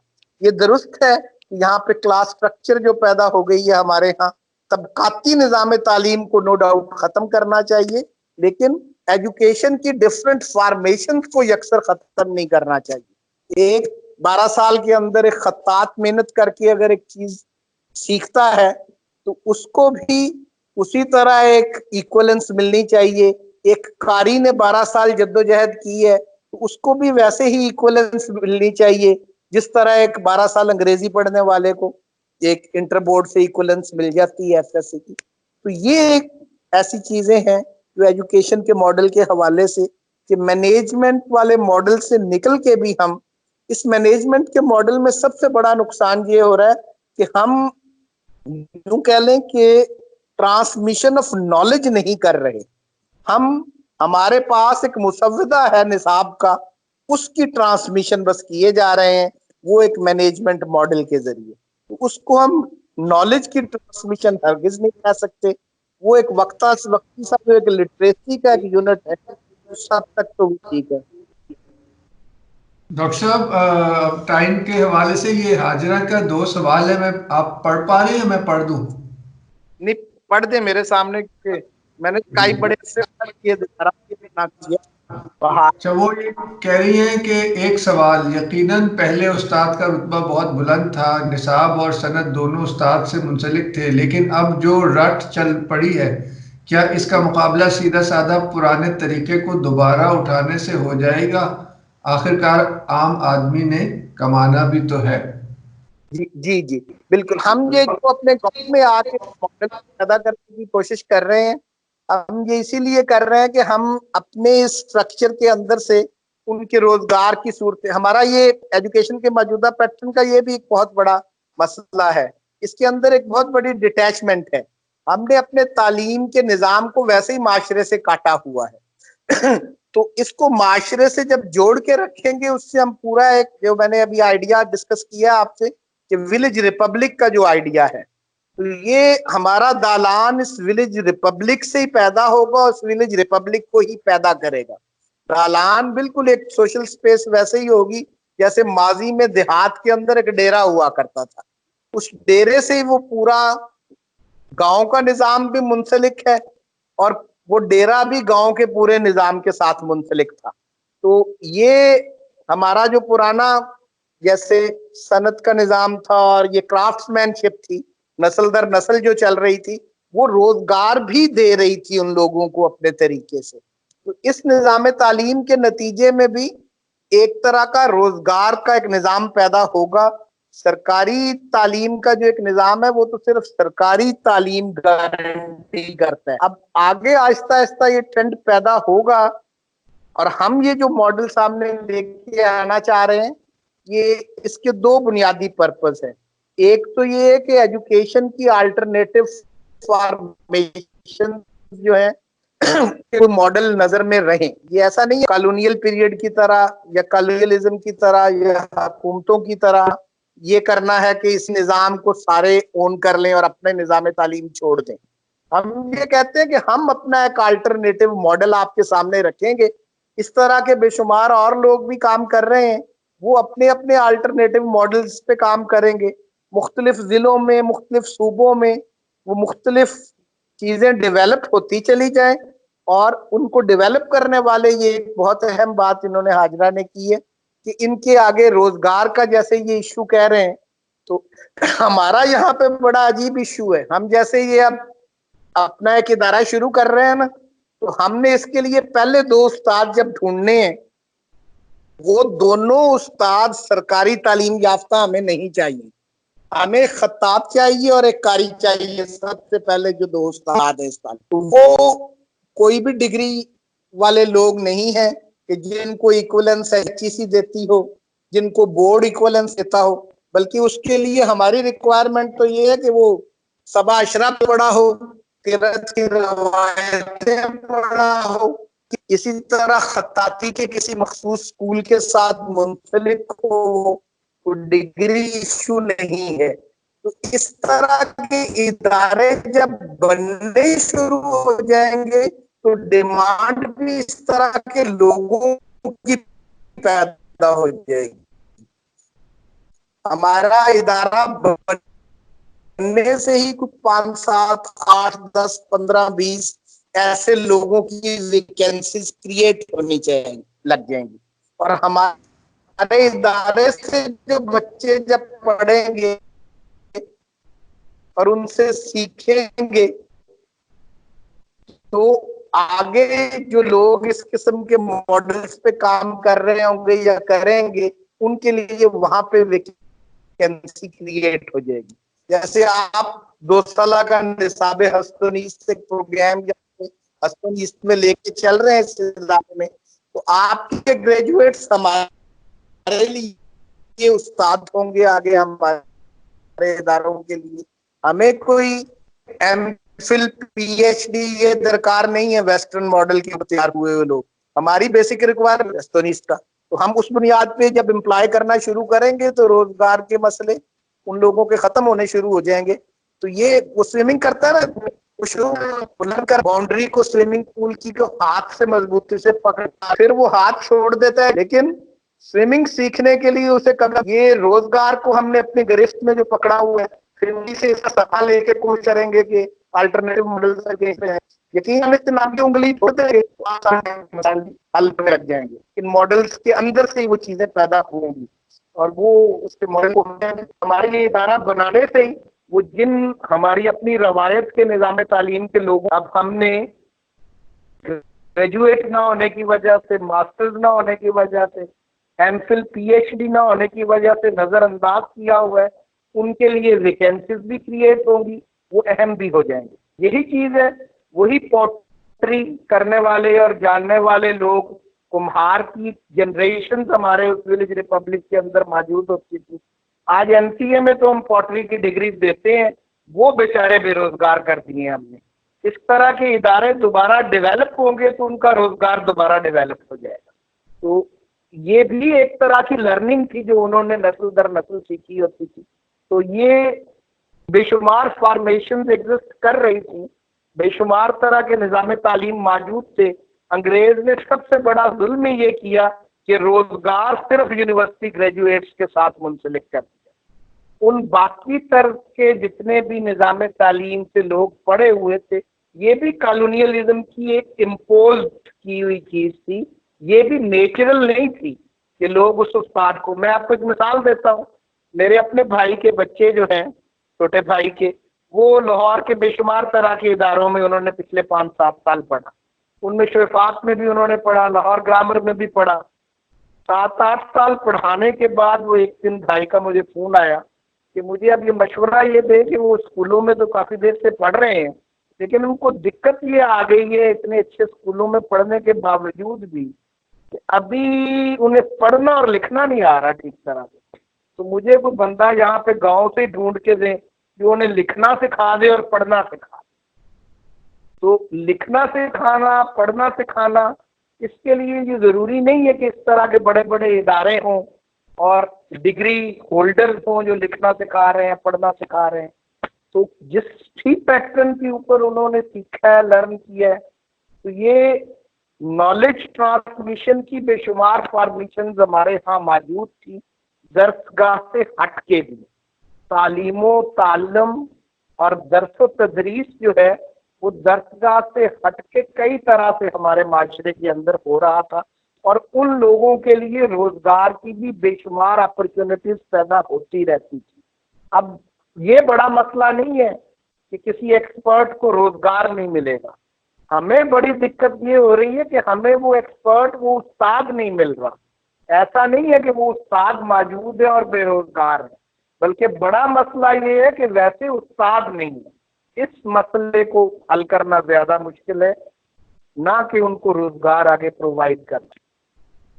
ये इदारे एक तरह खुद भी प्रोवाइड करने की साहब थैंक यू, ये तो बहुत ही खूबसूरत गुफ्तगू रही है। और असल में वहाँ पे वो इंतजार कर रहे हैं 7 बजे उनका शुरू होना है। डॉक्टर फवाद नईम आप जानते ही हैं। नहीं, बहुत अच्छा है, ये तो बड़ा उम्दा है। वो उनसे मैं अभी रिक्वेस्ट करता हूँ कि वो ताकि थोड़ा 10 मिनट हम ब्रेक भी कर लें, और अभी आपसे इजाज़त चाहेंगे। Thank you. Thank you.